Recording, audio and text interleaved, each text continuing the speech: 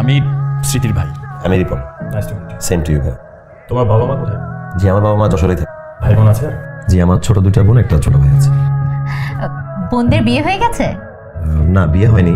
আমার একটা বোন অনার্স ফাইনাল ইয়ারে পড়ছে, আর একটা বোন কলেজের ফার্স্ট ইয়ারে পড়ছে, আর আমার ছোট ভাইটা ক্লাস 9-এ পড়ছে। মা, বোনদের বিয়ে হয়নি। তুমি এখন কি করছো? জি আমি তো অনেক কিছুই করি, আপনি স্পেসিফিকলি যা জানতে চাচ্ছেন আমাকে জিজ্ঞেস করলে আমি অ্যান্সার দিতে পারবো। মানে আমি ডেফিনেটলি জানতে চাচ্ছি যে তুমি এখন কি কাজ করছো, মানে কিসে আছো? জি আমি একটা সরকারি চাকরি করি, আমি রোডস অ্যান্ড হাইওয়েতে আছি, আমি সিভিল ইঞ্জিনিয়ার, আর পাশাপাশি ফ্রিল্যান্সিং করেও টাকা আর্ন করি। তা ভাইয়া তোমার স্যালারি কত? জি ভাবি এটা কেমন কোশ্চেন হলো? আরে এইটাই তো আলটিমেট কোয়েশ্চেন।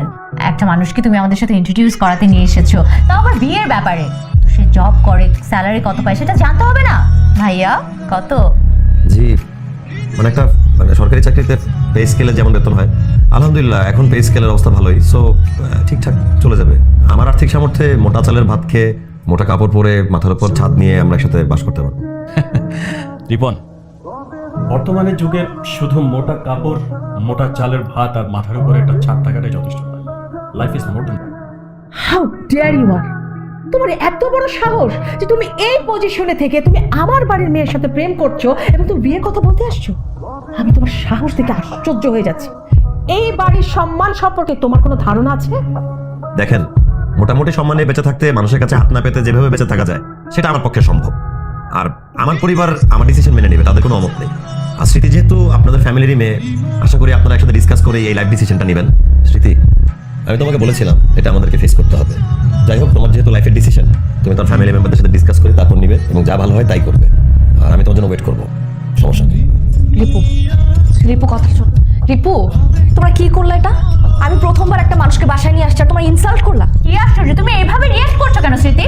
যে ছেলেটাকে তুমি নিয়ে এসেছো বিয়ের ব্যাপারে কথা বলতে, আমরা তার ব্যাপারে জানতে চাইবো না?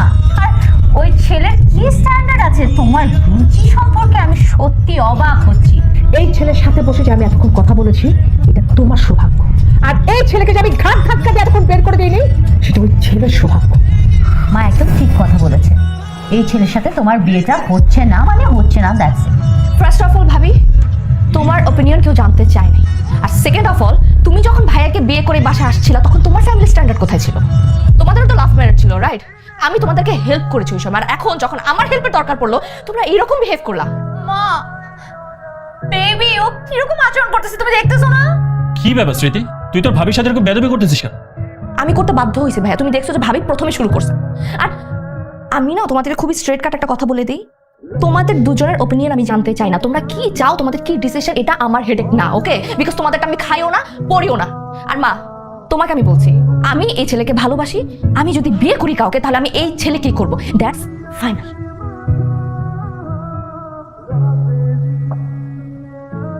রিপু, রিপু বলো। না প্যান্টটা খেলো। Thank you. আচ্ছা শোনো, হাত মুখ দিয়ে ফ্রেশ হয়ে নাও, আমি খাবার দিচ্ছি, একসাথে খাবো। তুমি কি আমার সাথে সুখী? না, আমি তোমার সাথে অনেক দুঃখে আছি। এখন হাত ছাড়া তরকারি পড়ে যাচ্ছে। আমি নিজেই তো জলে পড়ে খাক হয়ে যাচ্ছি কেন? তোমার প্রেমের আগুন। বাবা, এত প্রেম। আচ্ছা ভালো কথা, কি? কালকে প্রোগ্রামের কথা মনে আছে তো? কে যেন মারা গেছে? একদম ফাইজলামি করবা না। কালকে তোমার বাজার করার কথা। তো বাজার তো প্রতি সপ্তাহে আমিই করি। এখন কিন্তু আমি রাগ করবো রিপু। কালকে বাজার করে বাবার বাসায় পাঠানোর কথা ভুলে গেছো তুমি? না না, আমি ভুলে যাই নাই, আমি একদম মজা করতেছিলাম।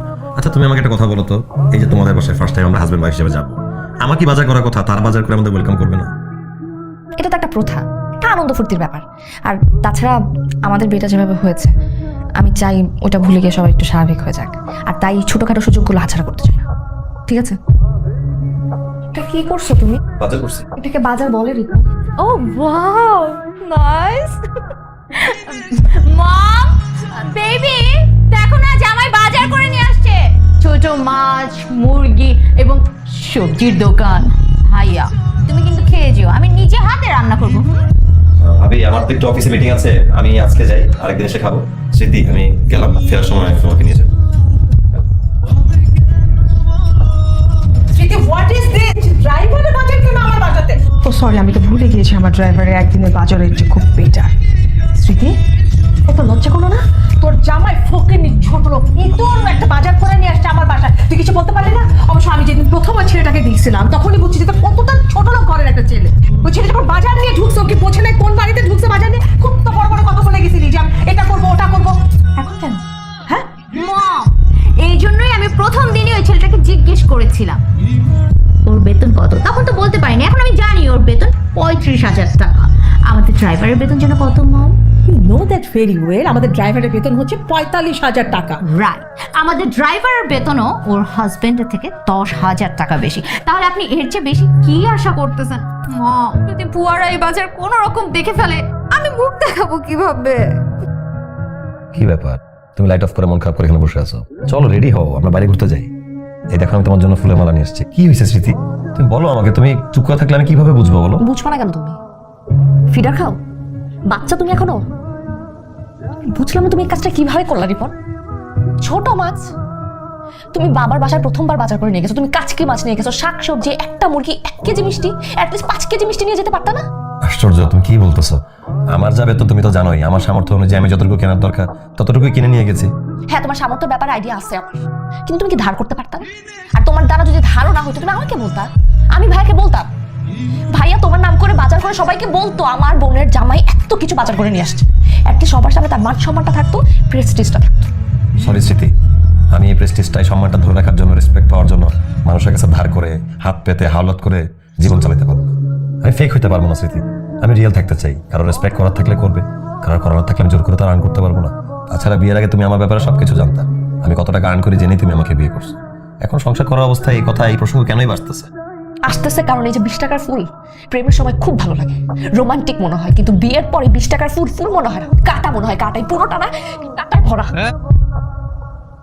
স্যার 10 লাখ। আমি যদি বিক্রি হই, তোমাদের দেওয়ার রেটে আমি বিক্রি হব না। আমার যদি নিজেকে বিক্রি করতেই হয়, আমার বিক্রি করার রেট আমি নিজেই নির্ধারণ করবো। স্যার খালি চেক অ্যামাউন্ট আপনি বসায় না।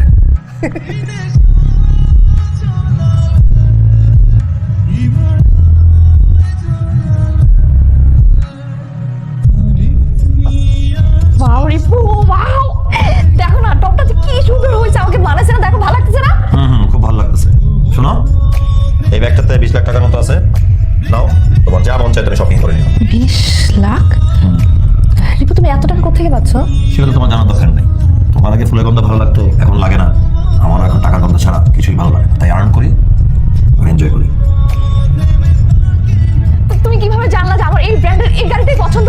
আমি যখন দেখলাম আমার ওয়াইফ একটা গাড়ির ফিচার দেখতেছে 5-6 দিন ধরে, আমার মনে হলো তোমার গাড়িটা পছন্দ হবে, তাই কিনে ফেললাম। তোমার Oh my God! পছন্দ হয়েছে তোমার? খুব পছন্দ হয়েছে এবং থ্যাংক ইউ। আর শোনো, মিরপুর ডিউটিতে 32 স্কয়ার ফিটের ওয়েল ফার্নিশ ফ্ল্যাট নিয়ে ফেলছি, আমরা খুব সুন সেখানে শিফট হতে যাচ্ছি। আসলে হ্যাঁ, oh my god Ripu, thank you, thank you so much, I love you. Love you too. আর তোমাকে অনেক থ্যাঙ্কস আমার ভেতরে জানোয়ারটাকে বের করে দেওয়ার জন্য। I am really thankful.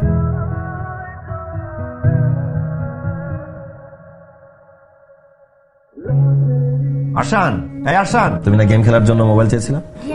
এই নাও তোমার নিউ ফোন, তুমি এটা দিয়ে গেম খেলবে, ঠিক আছে? Thank you uncle. ওয়েলকাম। ভাইয়া, আপনি তো সেদিন বাজারে করেছিলেন, রান্না করে সবাইকে খাইয়েছিলেন, আপনার 50,000 টাকার মতো খরচ হয়েছিল। এই নেন, আপনাকে আমি 1 লাখ টাকা দিলাম, আপনি আবার বাজার করবেন এবং আবার সবাইকে রান্না করে খাওয়াবেন, ঠিক আছে?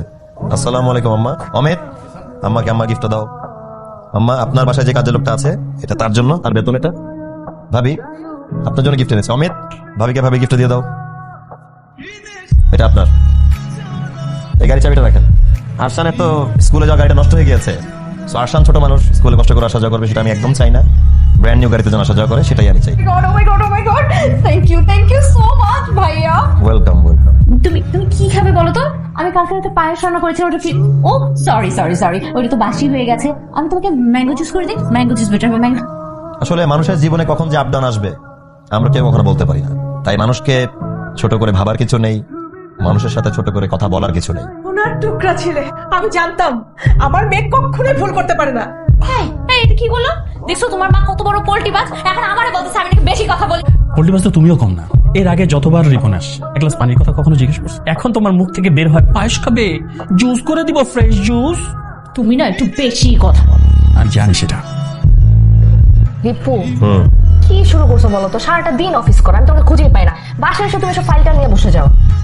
তোমার এটা আমার সাথে টাইম স্পেন্ড করতে ভালো লাগে না? চলো না কোথাও যাই, কোথাও ঘুরতে যাই, কতদিন কোথাও যাই না। না না না, যাও। এগুলা কি? টাকা। আমি কোথায় যাব, কার সাথে যাব? আরে টাকা নিয়ে ঘুরতে যাও, টাকার সাথে ঘুরতে যাও, সমস্যা তো নাই। টাকা থাকলে সব সম্ভব। তুমি আমার মতো একটা রিপন কিনে ফেলতে পারবা, একটা হাজবেন্ড কিনে নিয়ে জাস্ট ঠিক আছে, টাকা থাকলে সব সম্ভব, সব ম্যানেজ করে ফেলতে পারবো, করে ফেলো। তোমার কি মাথা খারাপ হয়ে গেছে? কি বলতেছো এগুলো তুমি? আমার মাথা ঠিকই আছে, আমার মাথা আগে ঠিক ছিল না, এখন আমি সবকিছু বুঝি, কোনটা ঠিক কোনটা বেঠিক, কোনটা দিন কোনটা রাত, কোনটা মনুষ্যত্ব কোনটা সাহায্য করা, সব বুঝে গেছি। পার্থক্য আমাকে টাকাই বুঝাইছে, টাকার গন্ধ পাওয়ার পরে বুঝতে পারছি কোনটা কি তফাৎ। টাকা থাকলে সব সম্ভব, life is amazing, no problem. যাও ঘুরে আসো, মাস্তি করো। চলো তোমাকে একটা ডক্টর দেখাই। তুমি কি ভাবতেছেন পাগল হয়ে গেছি? আমি পাগল হয়ে যাই না, আমি পুরোপুরি সুস্থ আছি মেন্টালি। আমার জাস্ট নেশায় ধরছে, টাকার নেশা। টাকার নেশা করে দেখছো? টাকা নেশা করা ছাড়া টাকা নেশা বোঝা মুশকিল। টাকার গন্ধ শুকে দেখছি কখনো? কি কড়কড়া তাজা একটা গন্ধ, মনে হয়েছে প্রত্যেকটা পাতার মধ্যে প্রাণ আছে। শুকে দেখো, টাকা শুকে দেখো না। আমাকে তো চিনাইছো না তুমি? খুব সুন্দর, খুব সুন্দর। টাকা জীবন ঘুরায় ফেলছে। আমার তো মাঝে মাঝে মনে হয় যেন একটা টাকার পুকুর করবো। টাকার পুকুরে আমি ধরে ধরে টাকার বান্ডেল গুলো রাখবো, মন যখন চাবে আমি বসেই ফেলাবো, টান দিয়ে টাকার বান্ডেল গুলো গুছায় গুছায় রাখবো। কিন্তু আমি জায়গাটা খুঁজে পেতেছি না, কিন্তু পুকুর আমি বানাবো, তাহলে আমি টাকা সব রাখতে পারবো। টাকা টেস্ট করে দেখছো কখনো? এটা খুবই টেস্টি। শুকে দেখো, শুকো নাও নাও। আরে শুকে দেখো, আরে টাকাটা শুকে দেখো না। আসসালামু আলাইকুম। এটা কি রিপন সাহেবের বাসা? জি।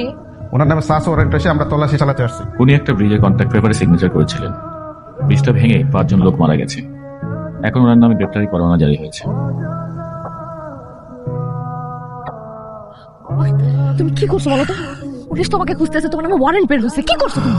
পুলিশ খুঁজতেছে? যাক, তাও তো খুঁজতেছে। অনেক লেট করে খুঁজলো, আর আগে খোঁজা উচিত ছিল। তাও তো খুঁজতেছে। খুঁজতেছো? চিন্তা করো না, আমি আমাদের বেডরুমের ওয়াশরুমটার ফলস রুফে যে পরিমাণ টাকা রেখে দিছি সেটা দিয়ে তোমার ঠিক মতো চলে যাবে। আর তুমি এক কাজ করো, এখনো সময় আছে, সেফ এক্সিট নিয়ে নাও, দেশে বাইরে চলে যাও। আর তুমি?